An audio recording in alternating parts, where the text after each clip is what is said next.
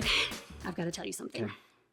I'm not sure Jesus' followers see themselves very accurately. It sounds like we're not as loving as we think we are sometimes. I think you're right, Jen. And nobody ever used words like hypocritical or judgment to describe Jesus. I mean, he was the exact opposite. So I'm with you. How could we be seen so differently from our leader?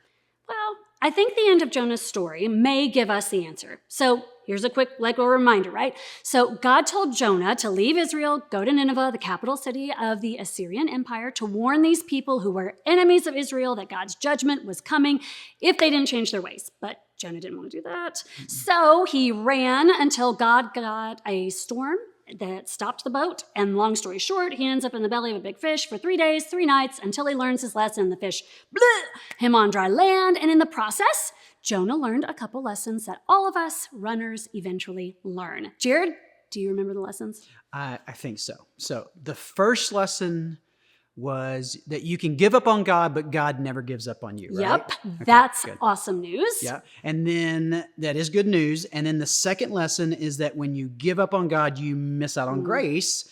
So that the thing you refuse to give up gets in the way of the relationship with God that you don't want to live without. You nailed that. So, good job. Now, all that is very important, but it's actually not the main point of the story. Seriously? I mean, I've always heard that the point of Jonah's story, you don't run from God, right? Well, Jonah's story is actually a story for all of us who consider ourselves to be good, moral Christians who come to church and read our Bibles and pray and we do the right things and stay out of trouble. So why is this story for us then? Well, because we can forget that the point of following Jesus isn't to be good people. It's way bigger than that. Okay. You got me. I want to see where you're going with this. Let's hear it. Go ahead. Go All with right, it. let me catch you up on what happens. So Jonah gets a second chance and goes to Nineveh. He spends 3 days telling people that they need to change their ways or they'll face God's judgment. And what happens? They didn't listen, did they? No, they did listen. Somebody wasn't listening in Sunday school. They all change and start doing what God says. And then they live happily ever after. End of story. Not exactly.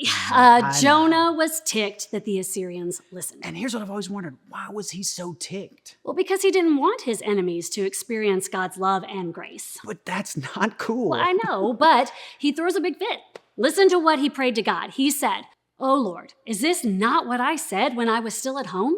That is why I was so quick to flee to Tarshish, the place he wasn't supposed to go.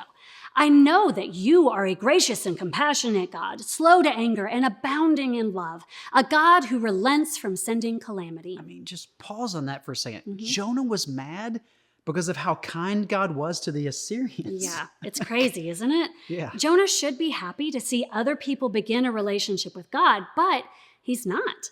Jonah's problem was that he was committed to being a good person, but he wasn't committed to being a person who partnered with what God wanted to do in the lives of other people.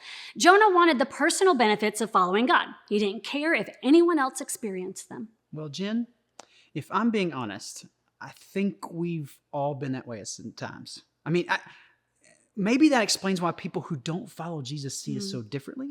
Like maybe that's why we come across as hypocritical or judgmental or arrogant and self-righteous. If all we're focused on is just being good, then it's easy to think we're better than other people instead of seeing those people as someone Jesus loves. Yeah, I'm with you, Jared.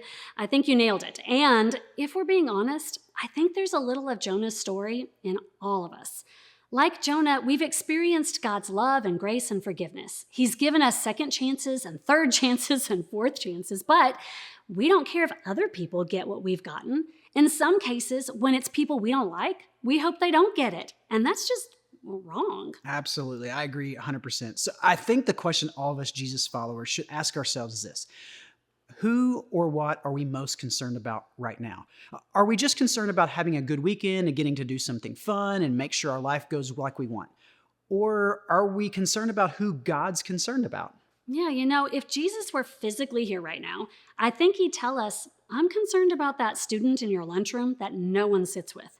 I'm concerned about that group of students that everyone quietly makes fun of. I'm concerned about that person who makes you mad. I'm concerned about the person who acts like they're better than you. I'm concerned about the people who bother you and annoy you and drive you crazy. Those people matter enough to me, I died for them. So What are you concerned about? Yeah, I think you're so right, Jen. So those of us who are Jesus followers probably need to look in the mirror and ask ourselves, am I judgmental? Am I hypocritical?